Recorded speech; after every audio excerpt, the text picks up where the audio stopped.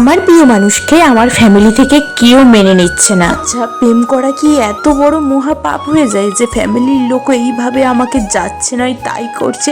আমি কি করব বুঝতে পারছি না, আমি সত্যিই বুঝতে পারছি না আমি কোথায় যাব, কার কাছে যাব, কি করব। আমার কিচ্ছু করার নেই।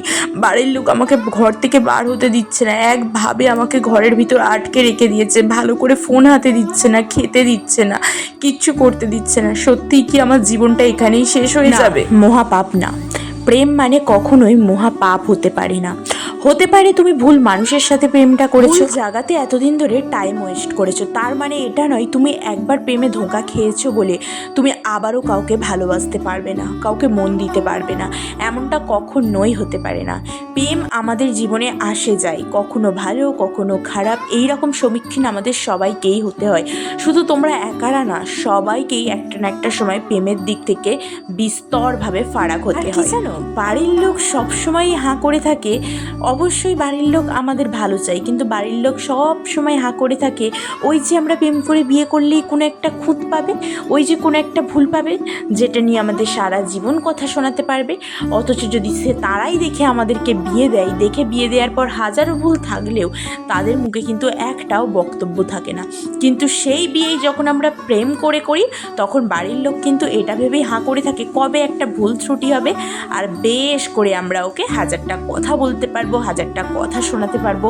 সব থেকে মেন কথা, তোমরা যদি প্রেম করে বিয়ে করো আর সেই বিয়েতে তোমরা কিছু না কিছু নিয়ে মনোমালিন্য হয়, তোমরা সুখী না হতে পারো, আর যাই হোক, তোমরা কখনোই বাড়ির লোককে এইসব ব্যাপার জানিও না। বাড়ির লোককে জানানো মানেই বাড়ির লোকের একটাই কথা, তোকে আগেই বলেছিলাম, তোকে তখনই বলেছিলাম। আরে ভাই, এই ভুলটা তোমরা নিজেরা দেখে দিলেও হতে পারতো, তখন কি আমাকে এই সেম কথাটাই বলতে? কি আমার সিচুয়েশানটা বুঝতে, নাকি আমার সিচুয়েশানটা বুঝে এমন কিছুই করতে চাইতে যেটা আমার খুব ভালো দিত, খুব কাজে দিত? এমন কি কিছুই পারতে? না, কিছুতেই পারতে না। তখন একটাই কথা বলতে, তোদের ভাগ্যে এটা ছিল। একটা কথা সব সময় সকলে মাথায় রাখবে, আমাদের ভাগ্য, আমাদের জীবন, আমাদের সব কিছুটাই আমাদের নিজেদের উপর ডিপেন্ড করে। হ্যাঁ, ভাগ্য বলে একটা জিনিস থাকে, ভাগ্য হয়, কিন্তু এই নয় যে আমি যেটা আমার ভাগ্যে আছে সেটাই হবে, আমি হাত পা গুটিয়ে বসে থাকবো আর আমার সেই ভাগ্যটাই আমার কাছে চলে আসবে। কখনোই না।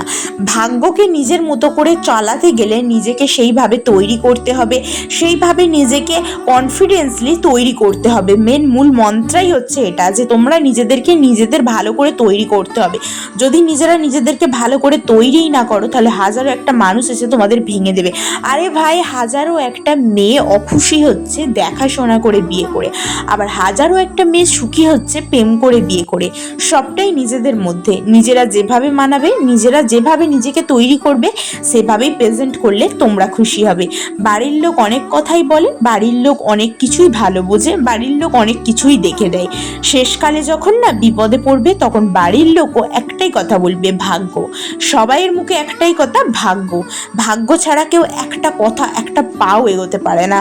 তাই আবারও বলবো, ভাগ্য বলে কোনো কিছু হয় না। আমরা যেই কর্মটা করি সেটাই আমাদের ভাগ্য। বুঝেছো?